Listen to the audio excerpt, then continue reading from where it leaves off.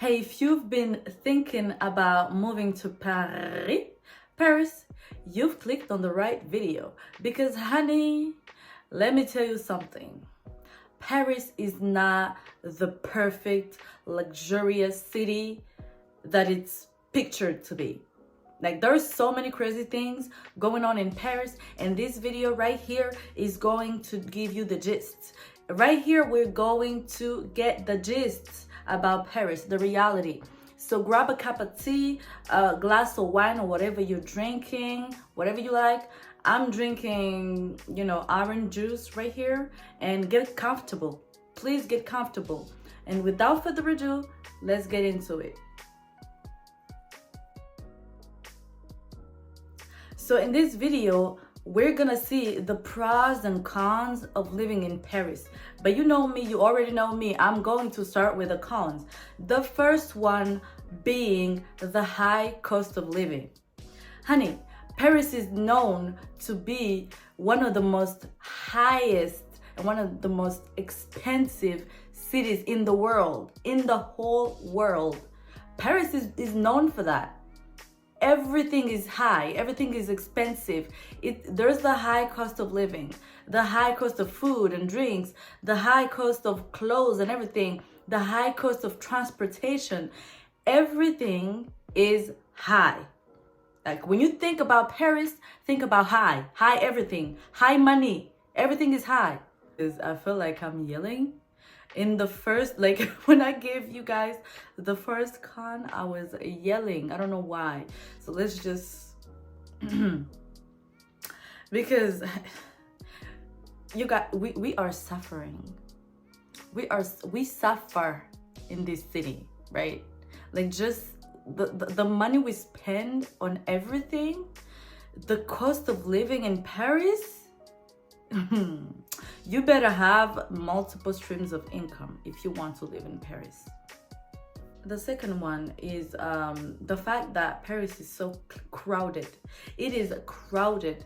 There's a lot of people. Obviously, this is the city, the main city, the capital city of France. And obviously, there's a lot more people in Paris than in the rest of the country. And one of the first reasons is because, the job opportunities. And usually jobs pay higher in Paris than in other cities, Like, the salary that you would get if you were in the south of France is totally different than the one you would get while living in Paris. The reason being, obviously, is the capital city, but also there's the fact that life is much more expensive in Paris. And even though life is much more expensive, the job opportunities are there. That's something that's positive, I guess, but that attracts a lot of people. There's a lot of people in the capital city. So that means that it's so crowded. Like, even in the metro, in the public transportations, like, there's so many people. In the buses, the trams, the metro, it's always crowded. It is so crowded. It's actually crazy. And don't you think that just because you know how to drive and you have a car, that you're going to escape the crowd? Because the jams, the traffics, honey, that's gonna kill somebody. That can kill somebody. So yeah, it's crowded, especially during the high season. Fun fact, actually, French people who live in the city, when it's the high season, they tend to not be in the city. They go see something else. So you would see, like, in summertime, there's a lot more tourists in Paris than actual French people that actually live here. Like, the streets are empty. Nothing but English speaking people and Chinese speaking. That's it. Except for people like me, for example, I don't, like, in the summer, I don't always go out of the country or out of the city. I tend to stay in Paris during the summer. So that's why, like, I know that the streets are empty. So if you want to come to Paris, maybe come during Fashion Week, whether it's the winter fashion week or the spring fashion week, or you can also, because it's so interesting. It is so interesting, the fashion, the high end, and that's a whole other aspect of Paris that I'm gonna be talking about. I'm actually going to do a series of these videos. I already have a playlist. You can find the Paris playlist maybe here. I'm gonna put it right here on top, so you can watch the series of videos that I'm gonna be doing about Paris, and feel free to subscribe for more. Number 3, the language barrier. Honey, French people are so proud. They love their language. They're so proud of their language, and they tend, especially the old ones, like old France, they don't really want to know anything about, English, Spanish, or, German, or any other language.